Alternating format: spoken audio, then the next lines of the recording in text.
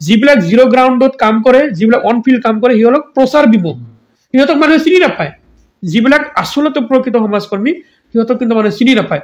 মই আজি এইটো একদম ৰিয়েল কথা কৈছো মই। আৰু যিবিলাকে মানে নিজকে দেখাই ফুৰে যে সমাজক, তেওঁক যে এই মানুহে গামোচা যে পিন্ধায়, গামোচাৰ যদি প্ৰাণ থাকিলে হয় গামোচাই ক'লে হয় যে মোক ইমান অপমান নকৰিব।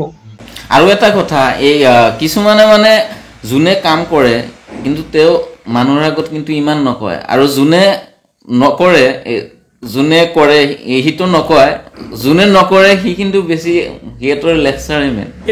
এতিয়া চাওক, মোৰ যিটো কথা, কাৰণ মই যিটো আইডিঅলজি চলো, কাৰণ আমি সামাজিক দুটা হিচাপে কৰো।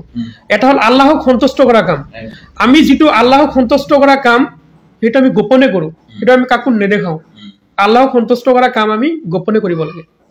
আৰু ৰাজনৈতিক লাভালাভৰ বাবেও কিছুমান কাম কৰা হয়, সামাজিক কামে কৰা হয়, গতিকে সেইবিলাক আমি কিছুমান সব কৰো।